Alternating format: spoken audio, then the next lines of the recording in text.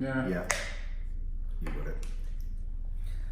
What do you want to talk about today? Well, that's a good question. For a start, we have water. It's not beer. I think some people were suggesting that it should be beer. But we're not There's a drinking beer. lot of feedback, by the way.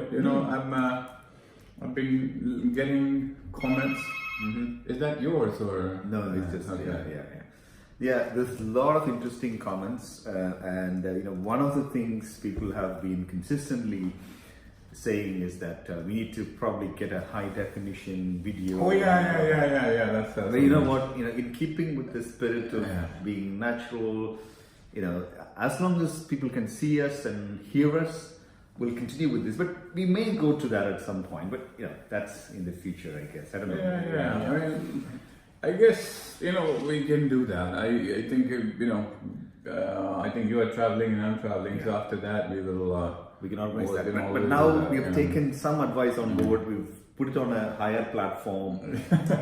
It's a different view of the room. And I think this is good enough for me. I'm sure we'll get our viewers to give us some feedback on this as well. Yeah, I think we will leave it at that. And feedback is always good. Yeah.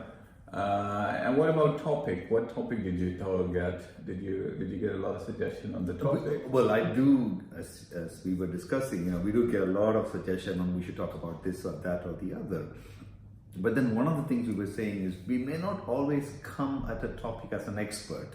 Yeah. What we want to be able to do is give our perspective on certain things that we see around us. Yeah. But I'm sure if people are writing in to suggest any particular topic, we may want to give our perspective on that, but we'll take it as it comes, really. I think people, what I'm getting more of is people like the conversation style, having a chat, a general chat. So keep that going, definitely. People want to pick up on very common topics that may be of relevance to them, but at the moment, if it comes to that, then we'll address it. Yeah, that's what I think. Yeah. I mean, topic. While you were saying, I'm thinking, I'm just, came from a meeting, and I was looking at people in the tube, and everybody's on their phone, and if somebody rubbed the other way, they're all annoyed, angry. So I was thinking, is anybody happy? Is anybody happy at all? Yeah. And so, that could be a conversation. So you're doing a job where most likely you're not happy. I mean, if you're one of those lucky ones, then well done. Yeah. But generally, maybe 90 or 80%, I don't have the research, but I would say generally majority of the population is probably not happy with the work they do. Yeah. And maybe you can elaborate more on that, because you probably see a lot of people who are coming to you, and as the therapist, as their doctor, you're probably helping them see through. But then, then people will say, well, how do I get my passion to fund my living? So you have, in one way, you want to do something you're passionate about, but then what you're passionate about doesn't pay you. So what do you do? That's a very good point. But that brings me to what I was doing this morning. I was at the Royal Society of Medicine, lecturing on conflict resolution. To a group of doctors, and we were talking about the workload within practice. We call it surgery in this country. And again, the subject of happiness, conflict all came up. And most of them were saying that they're not able to practice what they would like to practice because of various constraints. This is not a secret. Many people know this. If you are working within the health service, I know because you talked about work, I'll pick up just one aspect of it. If you're working in the health service, or if you're a consumer of a health service product or a service, then you would find that people have to work in a particular way. Does that bring them happiness? Well, some are happy, some are not, but majority don't feel that they're empowered to really do what they want to do.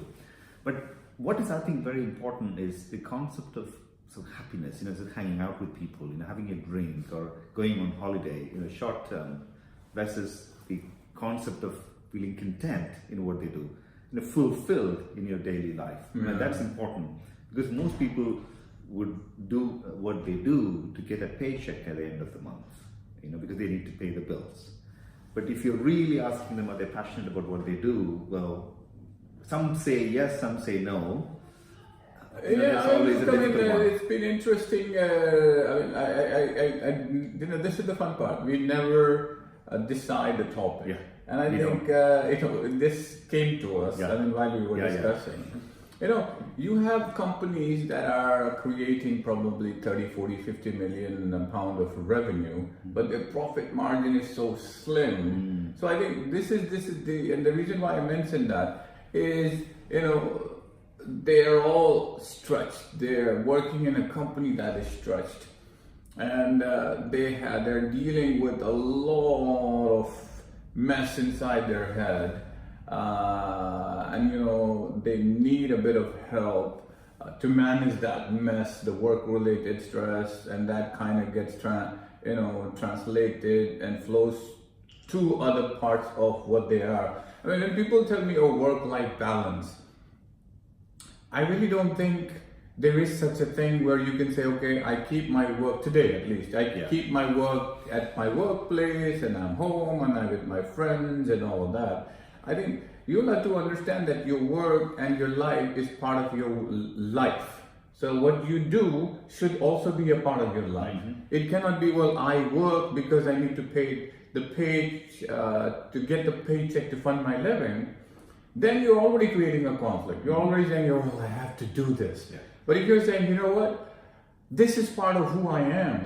I have to do it. My work and me are part of the same system, meaning I do my work and I do it because, yes, I have to do a number of things, but I am not separated. My identity or me as a person, we are not separated from each other, meaning I am a different person at work, I'm a different person with friends, and I'm a different person with family. Then what person are you? Then you're very chaotic and very confused, and you're all over the place. And that's, I think, creates a lot of chaos. And that chaos probably, you would be able to put the science around it. But I think if you're not stable inside your own head, then you're probably getting easily angry, you're getting easily frustrated, and anything can be a trigger for you to just explode or implode, whichever way. Exactly. Yeah. And I think this is important. So is a doctor happy, or is a prime minister happy, or is the president happy? Or even if a God is happy, in one of my posts I say God is probably clinically depressed after creating human beings. That God is thinking, what the hell did I do? Because I know. But then sometimes what I find is, I don't know if you see this in your workplace, Sanjeev. We have a lot of people who are following instructions that they've been given. So I think in one of the videos we touched upon how schools expect the children to be robots and they will be trained in a particular way. So you've always been told in your life that this is what you got to do. And if you do this, you will get the highest grades, you get into this uni, you will get this job, and then when you get the job, you need to get the pay, and when you get the pay, you need to get the bonus. When you get the bonus, you need to buy a house and car, and you're actually working with somebody effectively, making yourself a big slave. And I always tell people that you don't have to have chains these days. Just give somebody a big mortgage and they'll be slaves forever. Because that's it. That's the system, isn't it? That's the system. But then what I then tell people, because when you're following that, your internal self is not aligned with this, because you told me that I have to earn X. Well, I don't need it, but you told me that, right? Because I need to keep up that. And that is how it is growing, right? But on the other hand, you as a person who exists, you do something which creates value for somebody, you capture a part of that value for yourself. You do it for multiple people, you capture multiple values, and that all becomes an asset. Makes perfect sense, because you like doing what you do. By creating value for others, you create an enterprise. Perfect sense. But that, I think, is lost in society, and people are what we call as disempowered, in many ways. And people are like, okay, my dad wanted me to do this, my wife wants me to do this, my society wants me to do this, but actually I don't know what I really want to do. There's it's and that creates a lot of conflict. In this morning's session, we were really talking about conflict resolution, and a lot of smoothing over happens. Okay, then okay, just let's just get over this and keep going where. So that level of whatever you call it, I wouldn't call it depression, but some level of dissatisfaction, if you want to use that word, stays within you, and then builds up. And you're not, like you say, if you want to use the happiness word, then you become unhappy. When you become unhappy, you're irritable, and irritability presents as anger, anxiety, whatever form it takes, But this is what is very important. Are you in control of what you want to do? Or are you being influenced by somebody around you to follow the path that you're taking? That's the question one needs to answer. And I don't think we have answers to this question. We keep we keep asking these questions, I suppose, but that's interesting. And I have met people who are very young, 20s, who come up with the same question. I met a gentleman in his 70s, he's retired. And he asked me the same question this morning. And he has an MBA and all of that. Because he's an accomplished person. Within him, he's still searching for something. Is he unhappy? Is he clinically depressed? Maybe not. But something is missing. Something is missing. So that, I think that's a very important point. I think we'll probably discuss that. I think that's the part of this. I mean, we are overwhelmed by the obligation that we've created for ourselves. And we have a lot of obligations, and I think a lot of the unhappiness comes from we think we are probably living a very mediocre life.